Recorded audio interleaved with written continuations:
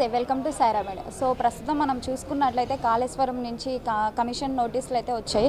So ఇదంతా మనకు రేవంత్ రెడ్డి కక్షతోని నోటీసులు పంపిస్తున్నారా లేదా ఏంటి అనేది ఇక్కడ ఉన్న మనము బీఆర్ఎస్ నాయకురాలని మంజులా గారిని అడిగి తెలుసుకుందాం. నమస్తే మ్యామ్. నమస్తే అండి, హాయ్ అండి. ఈరోజు రాజకీయం ఎలా అయిపోయిందంటే సొంత ప్రయోజనాల కోసం చేసే ఒక పనిలాగా అయిపోయింది. రాష్ట్రాన్ని అభివృద్ధి చేద్దాం, ఎలా చేద్దాం అనే ఆలోచన కన్నా ఎదుటి వాళ్ళపై బురద జల్లే విధానం ఎక్కువ కనబడుతుంది. కాళేశ్వరం వల్ల, ప్రాజెక్టు వల్ల ఎంతోమంది బాగుపడ్డారు, లబ్ధి పొందారు, ఎంతోమంది రైతులు రాజ్యులయ్యారు. అటువంటిది ఈరోజు చిన్న మిస్టేక్, అది ఎక్కడైనా ఎవరు చేసినా ఆయన కాలంలో, కాంగ్రెస్ కాలంలో ఎన్నో అట్లాంటివి జరిగినాయి. దాన్ని ముందుకు వెళ్తూ మంచి చేస్తూ ముందుకు వెళ్ళిపోతారే తప్ప ఇలా దాన్ని చూపించి దాన్ని పెద్ద దృష్టితో చూపించి ప్రజలని పక్కదవ పట్టించడానికి చేస్తున్న ప్రయత్నం మన రేవంత్ రెడ్డిది. మన కేసీఆర్ గారు ఒకప్పుడు రైతులు అలసపోయితే వాళ్ళందరినీ ఆపి రైతులని రాజు చేశాడు.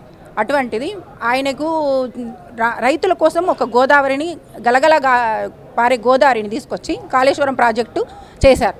దానివల్ల ఈరోజు ఆయనకు చూడలేక ఇలా ఎంతసేపు మొన్నటి వరకు కేటీఆర్ సార్ గారి మీద ఈ రేస్ అని చెప్పేసి అదో పిచ్చి ప్రయత్నం చేశారు.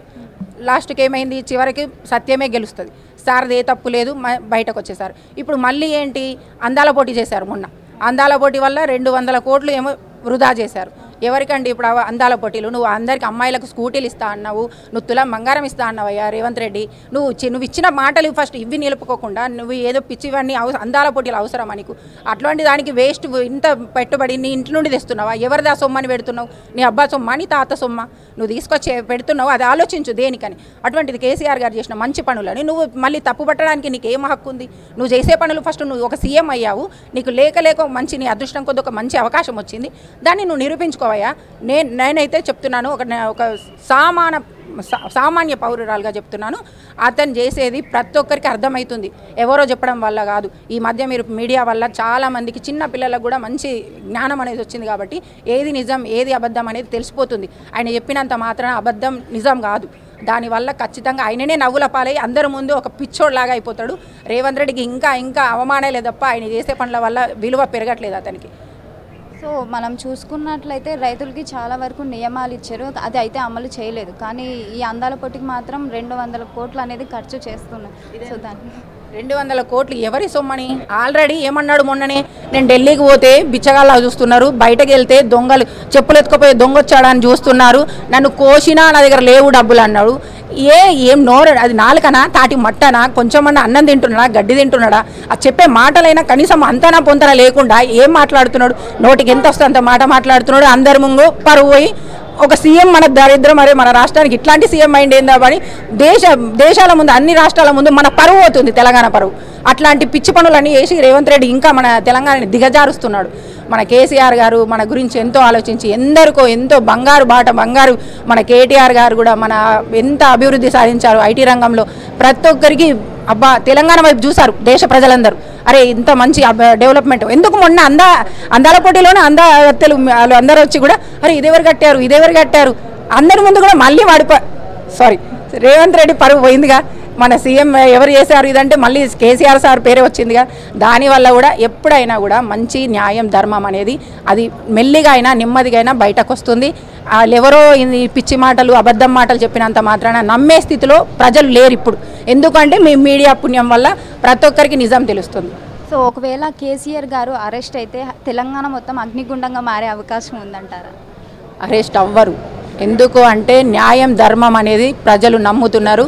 ఇది కలికాలం, ఖచ్చితంగా న్యాయమే గెలుస్తుంది. కలికాలం కాబట్టి కొంచెం బాధలు పడతారేమో, చివరికి న్యాయమే గెలుస్తుంది. కేసీఆర్ గారు అవ్వరు. అది పిచ్చి మాట, అది ఊహించుకోవడానికి కూడా అది అవ్వదు. అవుతే ఇంకా తెలంగాణ అనేది రేవంత్ రెడ్డి ఫస్ట్ ఉండడు, వాడి ఇంట్లో బాంబే వేసి ఫస్ట్ వాణి లేపేస్తారు. 1,00,000 కోట్లు తిన్నారని చెప్పడానికి ఏమైనా ఆధారాలు ఉన్నాయా? నోటి మాట గాలి మాట చెప్తే కాదు కదా, దానికి ఒక ప్రూఫ్ ఉండాలి కదా. ఇంతకుముందు కేటీఆర్ సార్ గారి మీద కూడా ఈ రేస్లో ఏదేదో వాగారు, దాని మీద మరి ప్రూఫ్ ఏమైనా సంపాదించారా? సార్ని ఏమైనా లోపలికి పంపించారా? అది నిజం లేదు కాబట్టి అది అలా అయింది. ఇప్పుడు ఇతను ఈ కేసీఆర్ మీద 1,00,000 కోట్లు తిన్నాడని చెప్తే చెప్పగానే అయిపోదు కదా. మరి అన్ని మాటలు చెప్పాడు కదా అదే నోటితో, ఇన్ని హామీలు ఇచ్చి ఇన్ని పథకాలు చెప్పేసి మరి ఏది చేశాడు? ఏం చేశాడు? కోటీశ్వరులను చేస్తా అన్నాడు. నువ్వే బిచ్చగాడు అయిపోయినావు రేవంత్ రెడ్డి. ఇవాళ నన్ను కోసిస్తే ఏం లేదు అంటున్నావు. నువ్వు కోటీశ్వరులను ఏం చేస్తావు? ఎందుకు చెప్పినావయ్యా నువ్వు అబద్ధాలు? అంటే ఓన్లీ సీఎం పదవి ఒకటే కావాలి నీకు, ఇంకా మన రాష్ట్రం అభివృద్ధి అవసరం లేదా?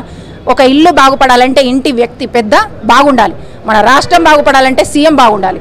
అటువంటిది అతనికి బాగుపడే లక్షణము లేదు. కనీసం మనం రాష్ట్రాన్ని విలువ దిగజారుడు మాటలు మాట్లాడకుండా కనీసం అట్లా ఉన్నా బాగుండేది. అది మన దురదృష్టం. అతను రేవంత్ రెడ్డి చెప్పే మాట ప్రతిదీ ఒక పిచ్చి, ఇంకా బూతులు వస్తాయి నాకు. అతను చెప్పే మాట ఎవరు నమ్మరు. ఎందుకంటే ఆల్రెడీ చెప్పి హామీలు ఇచ్చి గ్యారంటీలు ఇచ్చి అందరికీ దొంగ మాటలు మోసం చేసిన మాటలు చెప్పాడు. కాబట్టి ఈరోజు అతను ఏదో ఇన్ని తిన్నారు అన్ని తిన్నారంటే నువ్వు చూపించవయ్యా, ఆధారాలు చూపించు ఫస్ట్, తర్వాత నేను నమ్ముతారు. నువ్వు ఒక పెద్ద దొంగవి. సీఎం రేవంత్ రెడ్డి పెద్ద దొంగ, ఒక మాట తప్పే మనిషి, ఒక పద్ధతి సంస్కారం లేని మనిషి అని ప్రజలందరికీ అర్థమైపోయింది. ఇవాళ అతను ఎన్ని మాటలు చెప్పినా ఎవరు నమ్మరు. కాబట్టి మెయిన్ మన సోషల్ మీడియా వల్ల ఏది నిజం అనేది, ఇందాకే చెప్పాను, ఏది నిజం అనేది పక్కా ప్రజలకు తెలుస్తుంది. చివరికి సత్యమే గెలుస్తుంది. మన కేసీఆర్ గారు ఎంత మంచి చేశారనేది ప్రజలకు ఇంకా బాగా అర్థమవుతుంది. ఇతను చేసే పిచ్చి పనుల వల్ల ఇంకా సార్ ఏమేమి చేస్తాడో మరి ఇంకా అందరికీ ఎక్కువ తెలుస్తున్నది. నాకు ఈ మధ్య తెలిసింది సార్ ఇన్ని పనులు చేశారా. అంటే ఈ రేస్ని వ్యతిరేకించిన రేవంత్ రెడ్డి గారు ఇప్పుడు మరి అందాల పోటీల్ని ఎందుకని ఎంకరేజ్ చేస్తున్నారు? అది అదంతా రాజకీయంగా చేస్తున్న కుట్రపూరిత పని. అది దానివల్ల మన రాష్ట్రానికి ఒరిగేదేమీ లేదు. ఇవాళ 200 కోట్లు పెడితే నువ్వు దానివల్ల ఏది మంచి జరుగుతుంది? మరి ఓట్లు వేసిన రైతులు కూడా నష్టపోతున్నారు కదా. ఓట్లు వేసిన రైతులు అందరూ నష్టపోతున్నారు. రైతులే కాదు, అందరూ ఐటీ ఉద్యోగులు కానీ, ఆశా వర్కర్లు కానీ, ప్రతి ఒక్కరు ప్రతి వివిధ రంగాల వారందరూ నష్టపోతున్నారు ఈయన చేసే పనుల వల్ల. అతను ఏది అభివృద్ధి చేయట్లేదు, వృధా ఖర్చు. అది వృధా ఖర్చు. హైడ్రా అని చెప్పేసి పాపం వాళ్ళందరూ ఎంతమంది చనిపోతున్నారు. ఒక నోటీస్ లేకుండా అప్పటిదప్పుడు ఇండ్లు కూల్చేసి వాళ్ళందరూ రోడ్డున పడుతున్నారు. నువ్వు ఒక వ్యక్తిగా చిన్న ఏ పదవి లేని వ్యక్తే మన కళ్ళెదుట బాధపడుతుంటే మనం ఆశ్రయం ఇచ్చి కొంచెం కాపాడుతాం. అటువంటిది సీఎం అయ్యుండి అతని చేతులతోనే చెప్పుకుంటే ఇది ఏం రాజ్యం? ఇది ఏమి దొంగల పాలన, దోపిడి పాలన అయిపోయింది. కాంగ్రెస్ అంటేనే ఒక దొంగ పాలన, అబద్ధం, మోసపూరిత పాలన. అటువంటిది ప్రజలు నమ్మించాడు. ప్రజలు నమ్మారంటే నమ్మించాడు. మార్పు అని చెప్పేసి కేసీఆర్ గారి కంటే ఎక్కువ ఇస్తాను, మీకు పెన్షన్ ఇంతే వస్తుంది, నేను ఇంకా ఎక్కువ ఇస్తాను, అది ఇది అని దొంగ మాటలు, అబద్ధ మాటలు చెప్పి ఒక ఓన్లీ పదవి కోసం వచ్చిన వ్యక్తి అతను ఉన్నన్ని రోజులు మన రాష్ట్రం బాగుపడదు. మళ్ళీ మన కేసీఆర్ గారు సీఎం అయితే తప్ప మనకు మంచి రోజులు రావని నా ఉద్దేశం.